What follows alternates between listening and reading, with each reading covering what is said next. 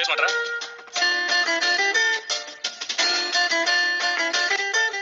என்கிட்ட இருக்கு. அத்தை வாங்கி கொடுத்தாங்க. பாட்டி துபாயில வேலை செய்யறாங்கன்னு சொன்னீங்க, வந்துட்டாங்களா? கிரீஷ், நீங்க வா. அவங்கள தொந்த உடனே கிளம்பணும். இந்த ஊர்ல நீங்க எப்படிமா தெரிஞ்சவங்க யாராச்சும் இருக்காங்க? கொஞ்சம் பேசாம இருங்க.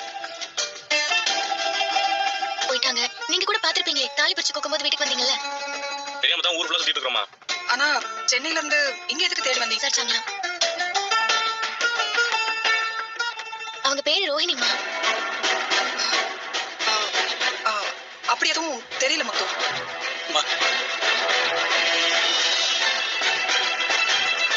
கொஞ்சம் ஞாபகப்படுத்தி சொல்லுங்க, இந்த ஊர்ல யார் வீட்டுக்கு வந்திருக்காங்களா? பாட்டி நான் பாக்குற கொடுங்க. கிரீஷ், உனக்கு ஒண்ணும் தெரியாது, நீ சும்மா இரு. இவங்க இந்த ஊருக்கு தான் வந்திருப்பாங்கன்னு நிச்சயம் ஒண்ணும் இல்ல. மலேசியாக்காரங்க யாராவது?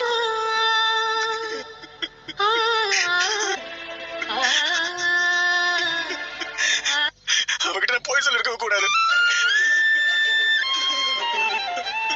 நீங்க அழாதீங்க தம்பி. அதுக்கப்புறம் என் வாழ்க்கையில் சந்தோஷமா இல்லைன்னு நினைச்சேன். ஆனா என் லைஃப்ல திரும்ப சந்தோஷத்தை கொடுத்தது ரோகிணி தான்.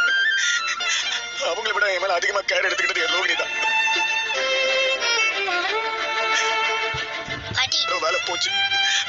அப்ப கூட பரவாயில்ல, உனக்கு பிடிச்சவன் நம்பிக்கை நான் உடைச்சிட்டேன். நான் செஞ்ச தப்புக்கு அவ காலில் விழுந்து மன்னிப்பு கேட்கணும்.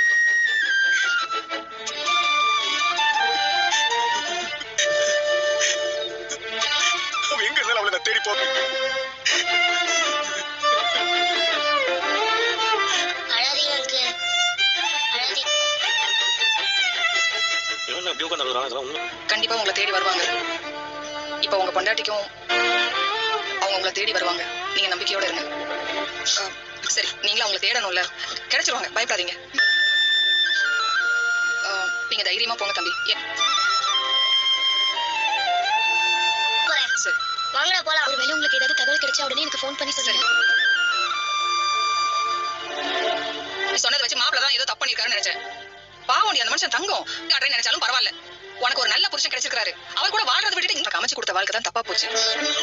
நீயா ஒரு வாழ்க்கையை தேடிக்கிட்ட. இப்படி ஒரு குடும்பம் யாருக்கும் அமையாது. உனக்கு அது கிடைச்சிருக்கு. அதை சொன்னதை நீயும் கேட்டல்ல.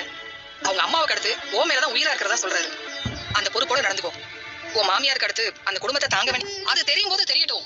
ஆனா அது வரைக்கும் உனக்கு கிடைச்ச வாழ்க்கையை கூடியும் கிருஷ் கூடியும் இங்கே இருந்துறேனே. புதுசா இப்ப மட்டும் உனக்கு என்ன ஆக்குறீங்க மேல இருக்கிறது நல்ல வாழ்க்கை. அதை மட்டும் நீ நல்லா வாழு.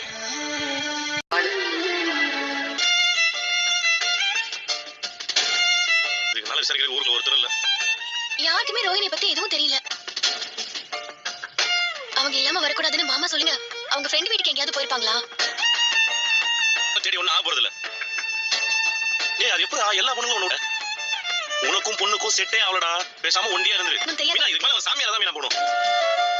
டேய் அப்படியே போடா. இங்க பாருங்க, கோவம் தெரிஞ்சா அவங்களே வீட்டுக்கு வந்துருவாங்க. இப்ப வீட்டுக்கு போலாம் வாங்க.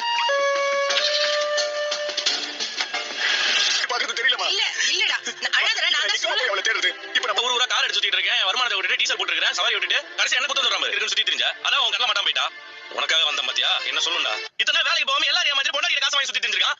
நான் இவனுக்காக டீசல் போட்டு தண்ணி இப்பவே வந்துட்டாடா. அத சொல்றதுக்குள்ள தான் இவன் இப்படி போறது. எனக்கு உங்க எல்லாரையும் விட்ட வேற யார் இருக்கா? வெட்டிப்பேன். வேற சொல்றா. முத்து போதும். ஏமாத்தல. வீட்ல இருக்கிற எல்லாரும் தானே ஏமாத்திட்டாரு. அப்ப அவர் கேட்க தான் செய்வாரு. ரைட்ஸ் இருக்கு. ஏன்னா அவர் உங்க பையன். அதுவும் இல்லாம நீங்க யார் மனசையும் கஷ்டப்படுத்துற பர்சனல் விஷயத்தை எல்லாரும் சேர்ந்து எதுக்கு பேசணும்? எது பர்சனல்? நீ பேசாத. டேய், அசட்ட தான தப்பா போச்சு.